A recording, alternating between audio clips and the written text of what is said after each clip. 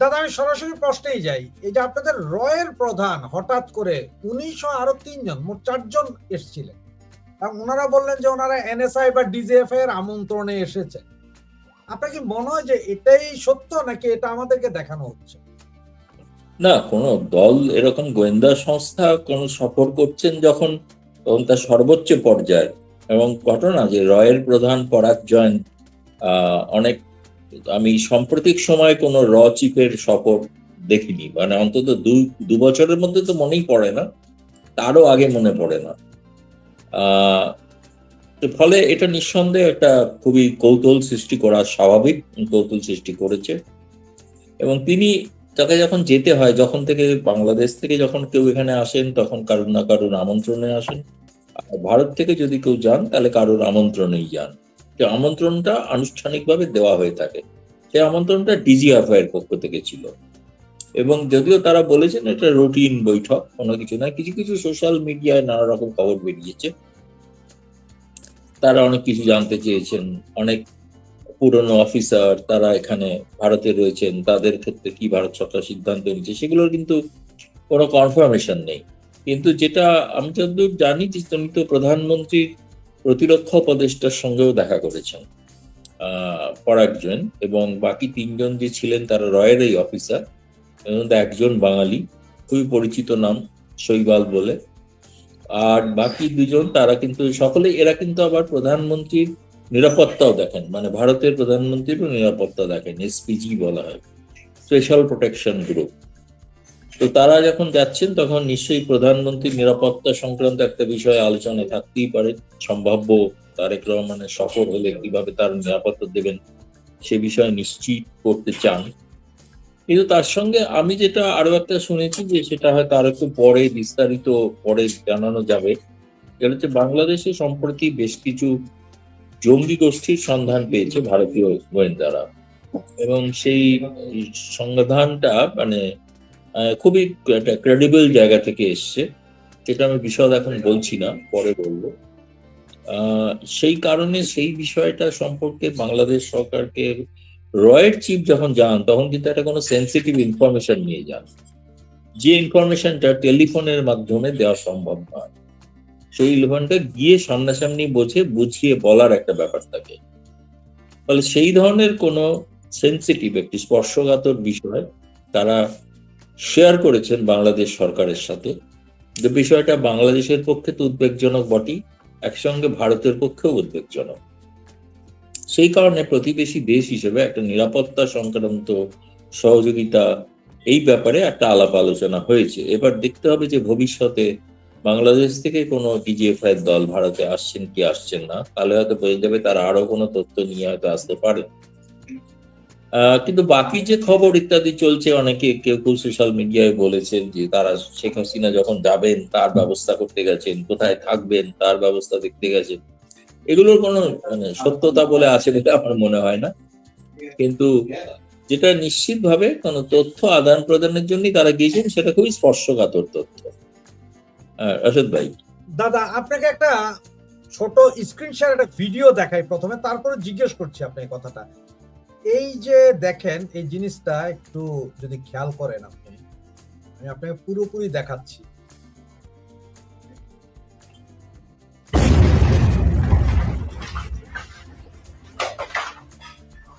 দেখলেন দাদা?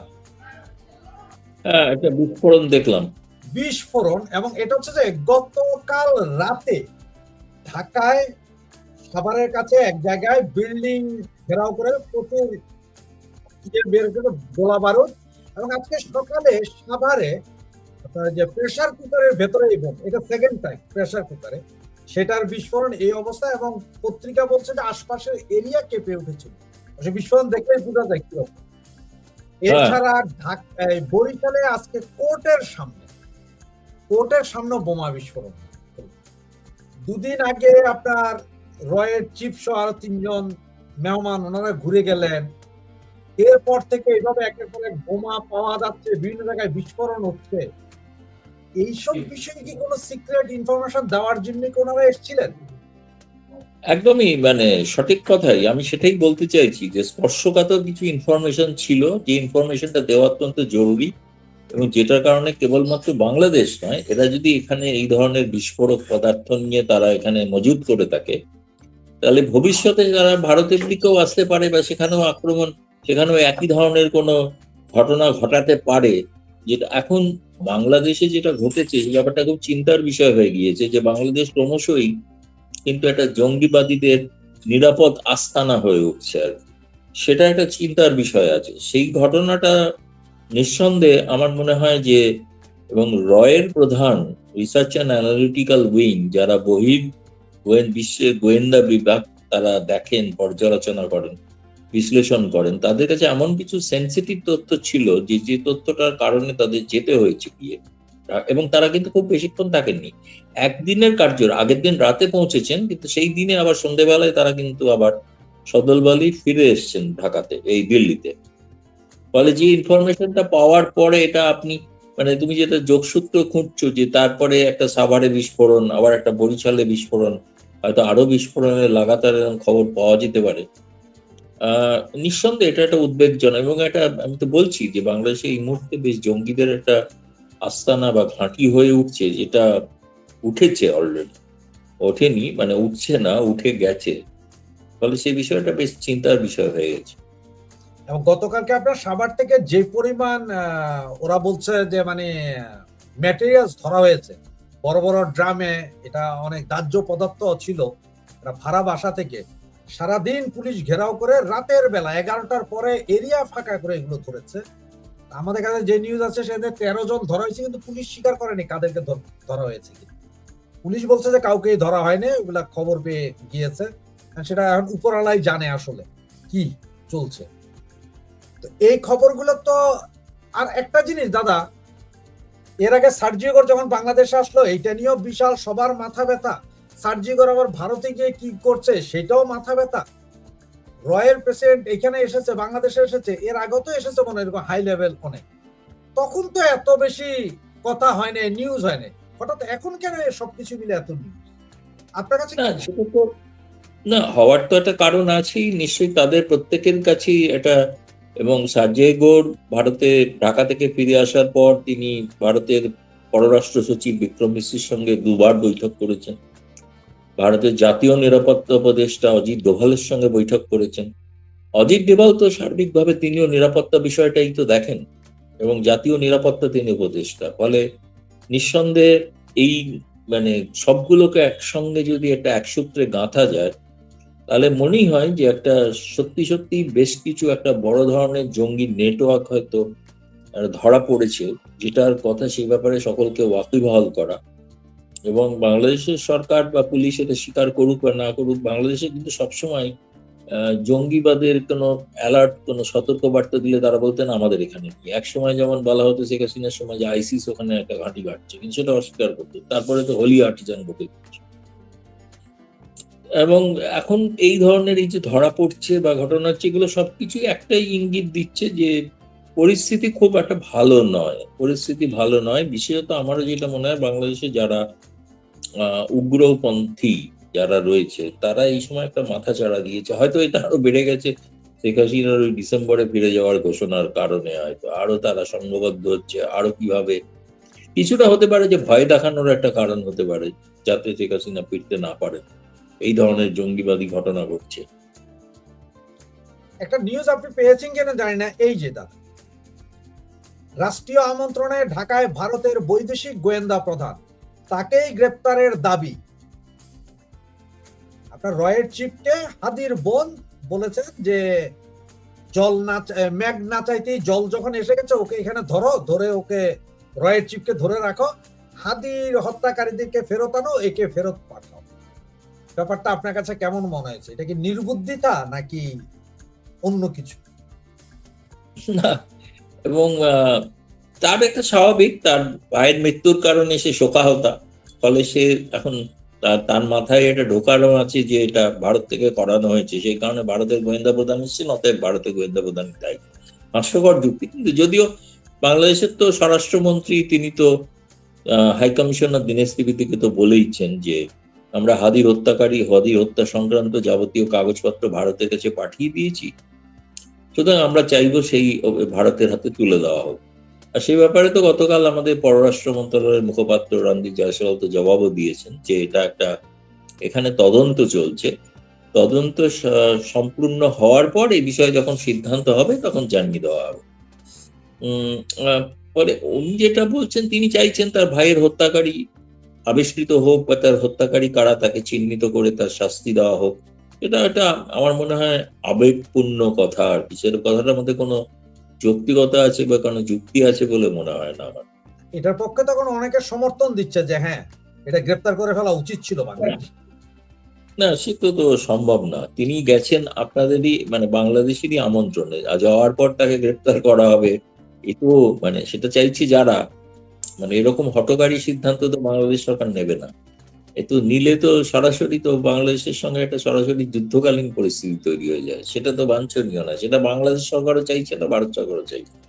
এগুলো যারা এই সমস্ত চরমপন্থী লোক তারা এইসব করছেন আরো যাতে কখনো হয় এই ঘটনাগুলো, যখন ভারত বাংলাদেশের সম্পর্ক একটা উন্নত হওয়ার সম্ভাবনা তৈরি হয়। এবং এটা বারে বারেই হয়, যে কোনো সময়ই হয়। কিন্তু যখনই এই যে ভারতে সফরের সম্ভাবনা একটা আসতে পারে বা হচ্ছে ইত্যাদি, এই যখনগুলো হয় তখন একটা উগ্র ভারত বিরোধিতাও বাড়তে থাকে, আর তার সঙ্গে সঙ্গে যাতে সেই সফরটাকে বানচাল করে দেওয়া যায়, তাহলে তার জন্য এই ধরনের কর্মকাণ্ড, এই ধরনের কথা বলা হয়ে থাকে।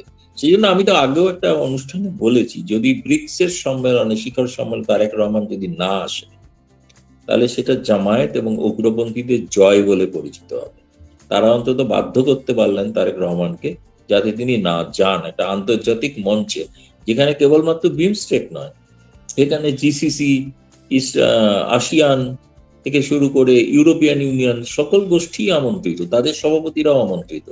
সেখানে একটা মানে দৃষ্টিকটু লাগবে না যে বিমস্টেক, যেটা আমাদের 7টা দেশের সমন্বয়ে যে গোষ্ঠী, রোটেশনাল চেয়ার, এবারে বাংলাদেশ তো পৌরোহিত্য করছেন, আগামী বছর তো করবেন না, অন্য কাউকে করবে, অন্য কোনো দেশ করবে। ফলে সেই কারণে আমার মনে হয়েছে যে এটা তারা চান যে কোনোভাবেই যেন তারেক রহমানের উপর এটা চাপ, এটা একটা চাপ, যদি কোনোভাবেই ভারতের সঙ্গে সুসম্পর্ক তৈরি না হয়। দাদা, আপনাকে মনে হয় যে যারা এসেছিলেন তাদের সাথে আসলে শেখ হাসিনা বিষয়ক কথা হয়েছে বা উনি ফিরে আসার ব্যাপারে কোনো কথা হয়েছিল? আপনার কি মনে হয় যে কথা হয়েছে বলে মনে হয়? সেটা আপাতত আমি কোনো মানে ভিত্তি কিছু নেই, আমি এভাবে কেউ তো ধরুন এগুলো এত উচ্চ পর্যায়ের গোয়েন্দা দল, তারা তো এরকম প্রেসের সঙ্গে সাংবাদিকদের সঙ্গে কথা বলেন না, তাই না? না। বা যাদের সঙ্গে ওখানে কথা বলেছেন তারাও কেউ সাংবাদিকদের সঙ্গে কথা বলছেন না। সেখানে প্রতিরক্ষা উপদেষ্টা কিংবা ডিজিএফআই তারাও তো কিছু বলছেন না, তাই না? এই খবরগুলো খুবই, এই বিষয়গুলো খুবই সেন্সিটিভ। এখন সবটাই বাকিরা যেটা বলছেন যে এরকম সম্ভাবনা, শেখ হাসিনা যেহেতু ঘোষণার সঙ্গে সবটা সম্পৃক্ত, একটা অনুমান করছেন, জল্পনা করছেন। জল্পনা থাকতে পারে, আমি বলছি না যে অস্বীকার করছি যে আদৌ হয়, এরকম কোনো কথা আমি বলতে চাই না। হতেই পারে, হওয়াটা অস্বাভাবিক কিছু না। স্বাভাবিক যখন শেখ হাসিনা ফিরবেন বলে বলেছেন, সেই বিষয়টা ভারতের গোয়েন্দা তাদের একটা দায়িত্ব আছে, তারা যেখানে তাকে নিরাপত্তা দেন, ফলে তাদেরও তো নিশ্চয়ই একটা দায়িত্ব আছেন। স্বাভাবিক, সেটা হতেই পারে, সেটা কিন্তু নির্দিষ্ট কোনো তথ্য আমার কাছে নেই। দাদা, এইদিকে আমরা সকলে আলোচনা করি, যেমন আমাদের প্রধানমন্ত্রীর যে উপদেষ্টা আছেন আপনার জাহিদ সাহেব, তিনি তো যেদিন শেখ হাসিনার সংবাদ প্রচার করা যাবে না, কোর্টের নির্দেশ, অনেক কিছু বললেন। গতকাল হঠাৎ করে উনি বললেন শেখ হাসিনা যদি ডিসেম্বরে আসেন পূর্ণাঙ্গ নিরাপত্তা পাবে। হঠাৎ ওনার 360 ডিগ্রি অ্যাঙ্গেলে ঘুরে যাওয়া বিষয়টা কেমন মনে হচ্ছে? না, এটা খুবই মানে এটা সত্যিই চমকপ্রদ। আমি শুনেছি ওনার লাইভ প্রেস কনফারেন্সটা, আমি শুনেছি। এবং তিনি প্রশ্নটা প্রথমে হয়েছিল সাকিবকে নিয়ে, যে সাকিব বলছে তিনি নিরাপত্তা পেলে তিনি ফিরবেন, সেখানে বিচারের সম্মুখীন হবেন। তখন তিনি প্রথমে তো সাকিবের অনেক সমালোচনা করেছেন, তিনি ফ্যাসিস্টের সঙ্গে গেছেন, ফলে তার কথা গুরুত্ব দেওয়া উচিত না ইত্যাদি। তবে শেষে বলেছেন যে না, সে যদি আসে তাকে নিরাপত্তা দেওয়া যায়। সেই প্রসঙ্গে বলতে গিয়ে বলেছেন শেখ হাসিনাও যদি আসে তাহলে তাকেও সর্বোচ্চ নিরাপত্তা দেওয়া হবে। এটা নিশ্চয়ই বাংলাদেশের এই ধরনের ঘোষণা, এটা একজন প্রধানমন্ত্রীর উপদেষ্টা, তথ্য উপদেষ্টা বলছেন, এবং জানি ভারতে শেষ পর্যন্ত আসেননি, কারণ তার ভিসা সংক্রান্ত জটিলতার কারণে তিনি ফিরে গিয়েছিলেন। তার মুখ থেকে এই কথাটা বেরোনো নিঃসন্দেহে, আমি ভারতের একটা দুটো সংবাদ মাধ্যমে দেখেছি সংবাদটি ছাপা হয়েছে যে জাহিদুর রহমান বলছেন যে শেখ হাসিনাকে সর্বোচ্চ নিরাপত্তা দেওয়া হবে। এটা নিঃসন্দেহে বাংলাদেশের পূর্বের ঘোষিত এলেই ফাঁসি দিয়ে দেবো, এলেই ফাঁসির কাঠে চড়িয়ে দেবো, তার থেকে একটু সরাসরি ভিন্ন জেলে কিছু যেতে হবে, বলবে। বহু কথা। তার মানে কি নিশ্চয়ই তাদের একটা ভাবনা চিন্তা চলছে যে যারা জানেন যে শেখ হাসিনা যখন ঘোষণা করেছেন তিনি যাবেন, যে যাবেনই যখন, তখন যদি কোনো একটা অঘটন ঘটে, সেই অঘটনটার দায় কিন্তু তারেক রহমান সরকারের উপর পড়বে, এবং সেটা আন্তর্জাতিক ভাবে পড়বে। আন্তর্জাতিক ক্ষেত্রে তাদের কিন্তু ভাবমূর্তি নষ্ট হবে। ফলে সেই কারণেই তারা বলছেন যে সর্বোচ্চ নিরাপত্তা দেবেন। এটা নিঃসন্দেহে একটা নতুন ঘোষণা, এবং স্বাভাবিকভাবে এরপরে তো জানতে হবে এ ব্যাপারে আওয়ামী লীগ নেতৃবৃন্দ বা শেখ হাসিনা কি ভাবছেন, সেটা জানা দরকার। কারণ আপনি কি একটা জিনিস খেয়াল করেছেন দাদা, বিগত একটা সপ্তাহ মানে 5ই আগস্ট শেখ হাসিনা বক্তব্য দেওয়ার পর থেকে এখন পর্যন্ত এই যে মৌলবাদী গোষ্ঠী যেটা আছে, যেটা সবসময় ঢাকা না দিল্লি বাইতুল মোকাররম গরম করে ফেলতো, ঢাকা শহর গরম করতো, টোটাল নিশ্চুপ। এই নিশ্চুপ যে আছে, এটা কি কোনো ঝড়ের পূর্বাভাস না অন্য কিছু? কি মনে হয় আপনার কাছে? একই প্রশ্ন আমাকে আরেকজনও করেছিলেন যে এটা কি তাদের নীরবতাটা, না আমি বলছি তাদেরকে তো মানে এই নীরব থাকা মানে গোটা ব্যাপারটাকে তারা মেনে নিচ্ছেন, এটা আমি মানতে রাজি নই। তারা হয়তো নিশ্চিতভাবে গোপনে কোনো পরিকল্পনা করছেন যাতে শেখ হাসিনার প্রত্যাবর্তন, আমি প্রত্যর্পণ তো বলছি না, প্রত্যাবর্তন, যেটা ভুল করে খলিলুর রহমান বলেও ফেলেছিলেন সাংবাদিক বৈঠকে, শেখ হাসিনার প্রত্যাবর্তন, পরে কারেক্ট করে বললেন না না প্রত্যর্পণ। তো সেই প্রত্যাবর্তনটা নিঃসন্দেহে সেইটা কিভাবে বানচাল করা যায় তার জন্য এই গোষ্ঠীটা স্বাভাবিক, তারা চেষ্টা করবে, এবং তার জন্য তারা নীরব হয়ে গেছেন, মানে সবটাই তারা মানে হার মেনে ময়দান ছেড়ে চলে গেছেন, এটা আমি ভাবতে রাজি নই। এটা মনে হয় তারা তলে তলে যে প্রস্তুতিটা করছে তার কিছু নিদর্শন যেগুলো তুমি দেখালে ছবিতে, সাভারে বিস্ফোরণ, বরিশালে বিস্ফোরণ, এবং বড় আকারের বিস্ফোরণ, যে আশেপাশের বাড়িও কেঁপে গেছে এবং কিছু লোক গ্রেপ্তারও হয়েছে, যেটা অস্বীকার করা হয়। ফলে এগুলো তো সবটাই কোনো একটা যোগসূত্র আছে বলে মনে হয়। দাদা বাড়িঘর কেঁপে গেছে আমার কথা না, এটাই যে আমাদের একটা টিভি আছে, বেসরকারি টিভি চ্যানেল 71, সাভারের সেই প্রেসার কুকার বোমার নিরাপদ বিস্ফোরণ, কেঁপে উঠলো এলাকা। তার মানে আপনি কি পরিমাণ বিস্ফোরণ এটা কল্পনা করতে পারেন। তার যে বিস্ফোরক পদার্থটা খুবই শক্তিশালী বিস্ফোরক পদার্থ। এটা যদি আমাদের কোনো মেট্রো স্টেশনের ভেতরে হতো, রেল স্টেশনের ভেতরে হতো, কোনো স্কুল কলেজ হতো, তাহলে কি অবস্থাটা হতো? আরে বাপরে বাপ, তারা তো একদম সম্পূর্ণ উড়ে যেত, সম্পূর্ণ উড়ে যেত, এই বিষয়ে কোনো সন্দেহ নেই। এটা হয়তো একটা বাড়ির মধ্যে ঘটেছে, বাড়ির বাইরে কি মাঠে ঘটেছে না প্রাঙ্গণে? হ্যাঁ, এটা মাঠে নিয়ে এসে তারপরে করেছে। এবং সেখানে কি ছিল আমি বলি, এই প্রেসার কুকারটার উপরে নিচে বস্তাতে কোরআন শরীফ দিয়ে ঢাকা ছিল, সব কোরআন শরীফ, মানে কেউ যাতে সন্দেহ না করে, কেউ খুললো মনে করে কোরআন শরীফ, পরে কোরআন শরীফ গুলো উঠানোর পরে যে এই জিনিস পেল, তখনই তাড়াতাড়ি। বিস্ফোরণটা হলো কি করে? ওটা বোম ডিসপোজাল টিম যে ওই বিস্ফোরণটা ঘটাল, তারা করিয়েছে, বিস্ফোরক বোমা রয়েছে, সুতরাং ওটাকে বিস্ফোরণ ঘটিয়ে দিয়েছে, ডিসপোজাল টিম করেছে। যদি এটা সাধারণ মানুষ, ধরেন এই যে রাস্তাঘাটে থাকলে বাচ্চা কেউ চেনে না, সে যদি নিয়ে একটা ফেলতো, অবস্থাটা কোথায় যেয়ে দাঁড়াতো? বড় ধরনের দুর্ঘটনা থেকে আমি বলবো বাংলাদেশ বেঁচেছে। মানে এই বোমাটা যদি বাড়ির মধ্যেও ফাটতো তাহলে সেই বাড়ি কিন্তু নিশ্চিহ্ন হতোই। যেহেতু আশেপাশের সমস্ত এলাকা কেঁপে উঠেছে, তার মানে তো একটা ভয়ঙ্কর বিস্ফোরক পদার্থ ছিল। ওটা নিশ্চয়ই এবার তারা বলবেন যে কি ধরনের ছিল, কি আরডিএক্স ছিল নাকি অন্য কিছু ছিল, সেটা তারা বলবেন। বাংলাদেশে তো প্রায়শই আরডিএক্স তো ধরা পড়ে। হ্যাঁ, এই যে পাইপ বোমা ধরা গেল, ওইটা তো আরডিএক্স ছিল। তাহলে এটা গুলো তো খুবই চিন্তার বিষয়, খুবই চিন্তা। বাংলাদেশের নিরাপত্তার ব্যাপারটা চিন্তার বিষয়, তার প্রভাব তো ভারতে পড়তে পারে বলেই হয়তো ভারতের গোয়েন্দা সংস্থা তার সফর করে এই ব্যাপারে সতর্ক করতে গিয়েছে। নিশ্চয়ই খেয়াল থাকবে, একসময় আমরা পাকিস্তানে টিফিন ক্যারিয়ারের বোমা বিস্ফোরণ হয়েছিল, বেশ কিছু বাচ্চাদের টিফিন ক্যারিয়ারের ভেতরে বোমা ছিল। এই যদি প্রেসার কুকারে হয়, তাহলে আপনার কি মনে হয় না যে এইভাবে হয়তো কোনো স্কুলে কলেজে এই ধরনের টিফিন ক্যারিয়ার বক্সে বোমা দিয়ে বিস্ফোরণ ঘটাই দিতে পারে মৌলবাদীরা?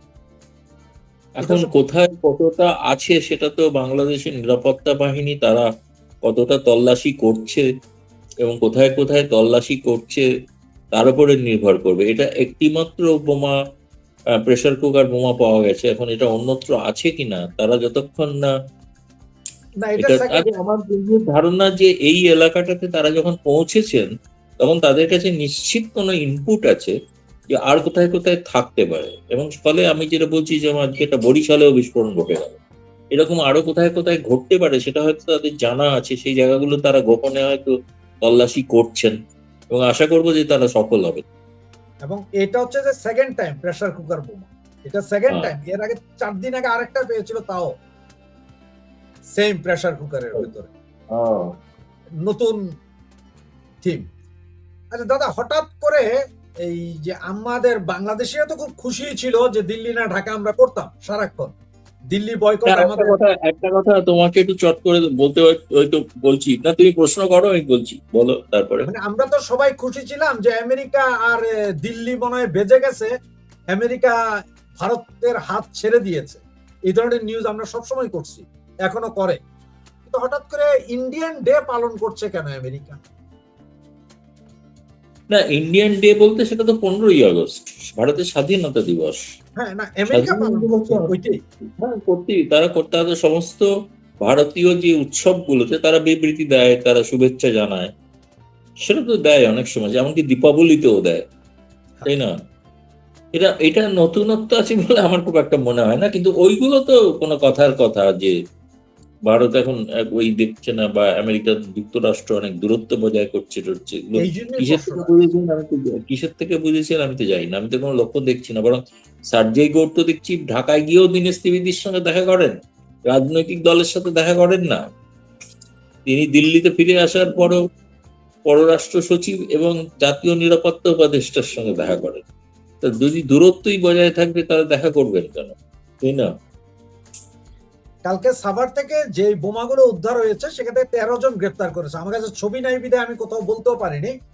সকলেরই মাথা কালো কাপড় দিয়ে বাঁধা ছিল। কিন্তু আমাকে যে ফোনটা দিয়ে বলেছে তারা অনেক দূর থেকে দেখছে, তারা বলতেছে যে ভাই মনে হয় যে কিন্তু 8 থেকে 9 জন কাবলি ড্রেস পরা, পাকিস্তানি ড্রেস যেটা। আচ্ছা, মানে আচ্ছা, মানে ওদের যেটা আফগানি পোশাক আর কি। আফগানি পোশাক। এখন ওরা বলতেছে যে হয় পাকিস্তানিরাই এটা ছিল, বাকি 3-4 জন যেগুলো লুঙ্গি পরা ওগুলো বাঁধা, সবার কালো দিয়ে দিচ্ছে কাপড়, যাতে কেউ দেখতে না পারে, এবং এলাকা লাইট অফ, টোটাল ক্লিয়ার। এরপরে পুলিশ নিয়ে গেছে, পুলিশ এখনো স্বীকার করেনি, ধরছে ধরে নাই কিছুই না, হয়তো এটা আমরা কখনো জানবো না। এখন আপনার কি মনে হয় দাদা, আসলে কি ডিসেম্বরে কি নেত্রী ঢুকছে? এটা তো আপনিও জানেন আমিও জানেন, উনি বলেছেন, কি হইতে পারে? তার তো মানে মত এখনো পরিবর্তন করেন, তাই না? তিনি মত এখনো পরিবর্তন করেননি। তিনি সম্প্রতি হয়তো আরো কিছু তার সাক্ষাৎকার প্রকাশিত হতে পারে, তখন দেখা যাবে তাতে তিনি কোনো মত পরিবর্তন করলেন কিনা, নতুন কোনো ঘোষণা করছেন কিনা। সেটা যতক্ষণ তার তরফ থেকে আর নতুন কিছু বলা হচ্ছে না, তখন ধরে নেওয়া যেতেই পারে তিনি যে শেষ কথা বলেছেন ডিসেম্বরে, সেই প্রেস কনফারেন্সে যেটা বলেছেন ডিসেম্বরেই যাবে।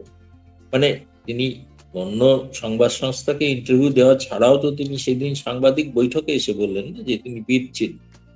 তাই ডিসেম্বরে এটা তো সর্বপ্রথম আপনার ইন্টারভিউতে ছিল যে এই বছরের ভেতরেই ফিরছেন।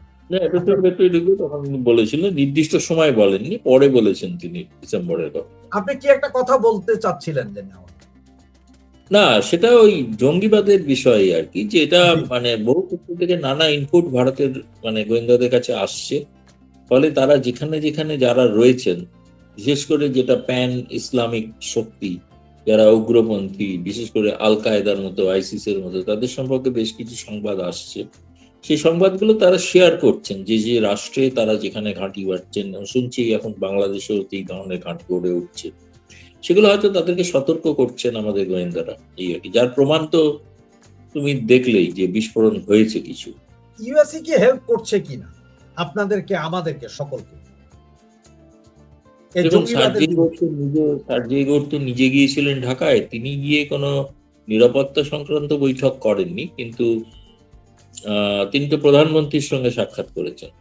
ফলে প্রধানমন্ত্রীর সঙ্গে তার সঙ্গে আলাপ আলোচনাটা বেশিরভাগটা, তিনি অন্তত বাইরেও এসে যা বলেছেন সেটা হচ্ছে বাণিজ্য সংক্রান্ত আলোচনা হয়েছে, যে কারণে একটা ইউএসএ মার্কিন যুক্তরাষ্ট্রে বাণিজ্য প্রতিনিধি দল এই সময় ঢাকা সফর করছেন, ইউএসআইএস বা বিজনেস কাউন্সিল।